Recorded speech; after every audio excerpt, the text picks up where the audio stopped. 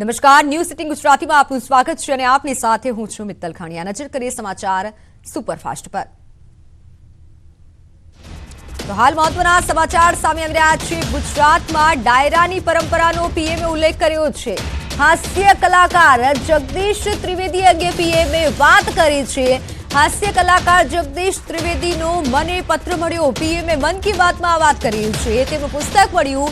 आवक ने खर्चनो हिसाब छे। तेमणे पोतानी आवक समाज सेवामां वापरी छे। नोंधनीय छे कि पीएम मोदी आजे आ वातनी छेल्ली मन की बात करी हती, जेमां उल्लेख कर्यो छे।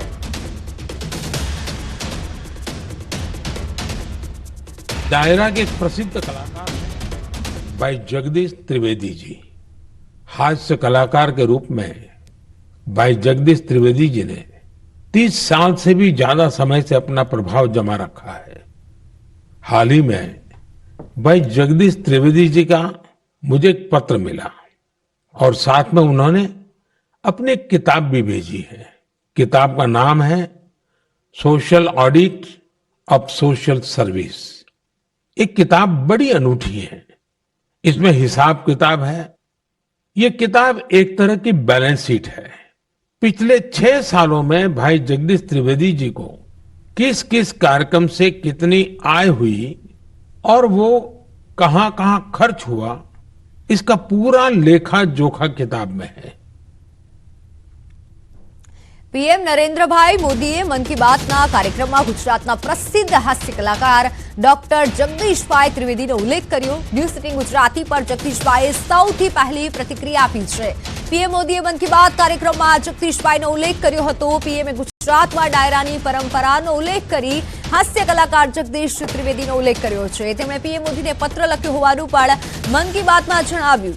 હાસ્ય કલાકાર જગદીશભાઈએ પોતાની આવક અને જાવક તેમજ ખર્ચનો હિસાબ પુસ્તકમાં રજૂ કરી તમામ આવક સમાજ સેવામાં ખર્ચ કરી છે।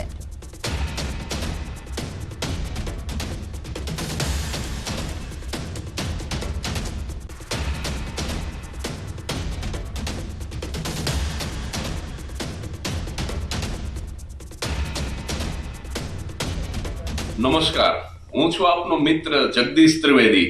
આજે 31મી ડિસેમ્બર 2023 મારા માટે ખૂબ જ ખુશીનો દિવસ છે, કારણ કે આપણા યશસ્વી વડાપ્રધાન નરેન્દ્રભાઈ મોદી એમનો મન કી બાત કાર્યક્રમ આમ તો હું નિયમિત રીતે સાંભળું જ છું, પણ આજે હું પરિવાર સાથે બેઠો હતો અને વડાપ્રધાન મોદી સાહેબે લગભગ 4 મિનિટ સુધી મારી સેવાનો ઉલ્લેખ કર્યો, મારો ઉલ્લેખ કર્યો અને ઝીણામાં ઝીણી વાત એમણે મન કી બાત કાર્યક્રમ દ્વારા આખા વિશ્વ સમક્ષ મૂકી। એટલે આજે મને ખૂબ જ આનંદ છે।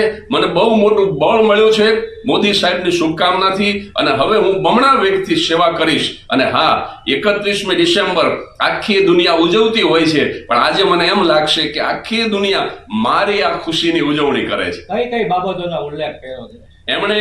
ખાસ તો મારું સેવાનું સરવૈયું, હું 50 વર્ષ પૂરા કર્યા ત્યારથી દર વર્ષે 12મી ઓક્ટોબરે મારા જન્મ દિવસે આખા વર્ષનો હિસાબ આપો એક પુસ્તક દ્વારા, અને એનું ટાઇટલ આપ્યું છે સેવાનું સરવૈયું, social audit of social service.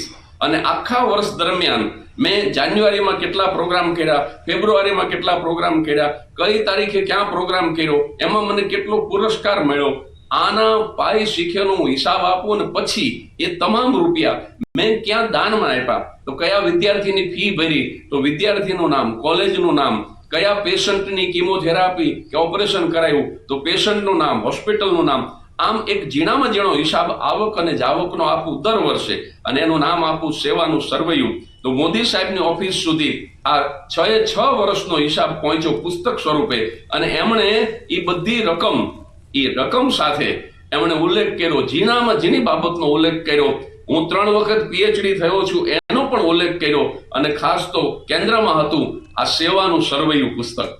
આપણે અત્યાર સુધીમાં કુલ 11 કરોડનો જે સંકલ્પ કર્યો છે, એમાંથી કુલ કેટલી રકમ અત્યાર સુધીમાં આપતા? 9.5 કરોડ સુધી હું પહોંચી ગયો છું। આજે જ મોદી સાહેબ પણ બોલ્યા, હું 9.5 કરોડ સુધી હું આરોગ્ય અને શિક્ષણમાં દાન કરી ચૂક્યો છું, અને મારો મનોરથ છે કે મરતા પહેલા 11 કરોડ રૂપિયાનું દાન કરું। અને હું જે કાર્યક્રમો કરું છું છેલ્લા 6.5 વર્ષથી, એમાં હું વહીવટી ખર્ચ પણ નથી લેતો।